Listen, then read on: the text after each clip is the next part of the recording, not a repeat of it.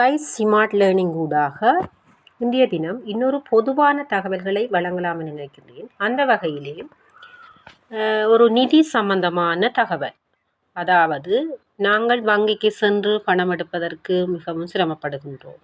அந்த வகையிலே வங்கியால் ஒழுங்கமைக்கப்பட்டிருக்கிறது ஏடிஎம், சிடிஎம் என்ற பகுதிகள். ATM machine.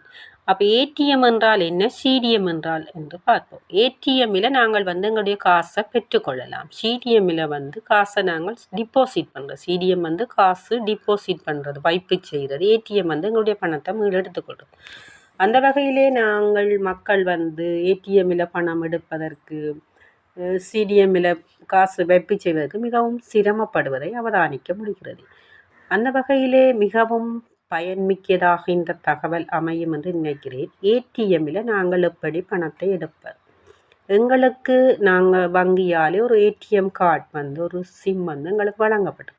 அது ஒரு இரகசிய குறியீடு. நாங்கள் தனிப்பட்ட ரீதியாகத்தான் அந்த இலக்கத்தை பயன்படுத்தி காசு எடுக்கணும். இன்னொருத்தட்ட கைக்கு அதை கொடுக்க முடியாது. அந்த வகையில் அந்த ஏடிஎம் கார்டை நாங்கள் எப்படி உட்செலுத்தி எங்களுடைய பணத்தை பெற்றுக்கொள்ளலாம் என்று பார்ப்போம். ஏடிஎம் கார்டு அந்த சிம் உட்செலுத்துவதற்காக ஒரு பகுதி ஒழுங்குபடுத்தப்பட்டிருக்கு. அந்த பகுதிக்குள் நாங்கள் அந்த கார்டை உட்செலுத்தணும். அடுத்ததாக அந்த ஏடிஎம் மிஷினிலேயே 4 ஆப்ஷன் அதில் இருக்கும். 4 பகுதிகள் தமிழில் இருக்கும், மும்மொழிகள்லேயும் இருக்கும். தமிழ், சிங்களம், ஆங்கிலத்தில் இருக்கும். எங்களுக்கு தெரிந்த மொழிகளில் நாங்கள் அந்த பணத்தை எடுத்துக்கொள்வதற்கு வசதியாக இருக்கும். நாங்கள் தமிழ் மொழின்னு சொன்னால் அதில் தமிழில் எங்களுக்குரிய கேள்விகள் வந்துடும். எங்களுடைய இரகசிய குறியீட்டை பதிவு செய்யணுமெண்டா எங்களுக்குரிய இரகசிய குறியீட்டு இலக்கம் தெரிந்திருக்கணும்.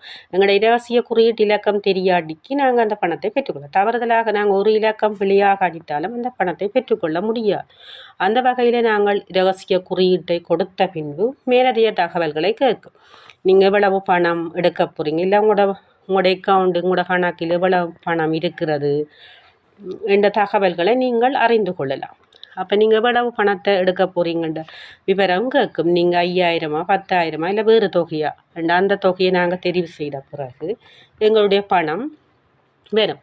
அதோடைய ஒரு பற்றிச்சீட்டு, எங்களோட வேறு பணம் எடுக்க போகிறீங்களா, இல்லை உங்களோட தேவை நிறைவு செய்யப்பட்டுள்ளதுன்னு சொன்னால் ஆமாம் இல்லையாண்டு கொடுக்க, அதுக்குரிய இல்லையான்னு சொன்னால் எங்களோட ஏடிஎம் கார்டு வெளியே வரும். அந்த கார்டை எடுத்து நாங்கள் பணத்தை எடுத்துக்கொண்டு எங்களை தேவையை நிறைவு செய்து கொள்ளலாம். அந்த வகையிலே இந்த தகவல் உங்களுக்கு மிகவும் பிரயோசனம் பயனுள்ளதாக இருக்கு.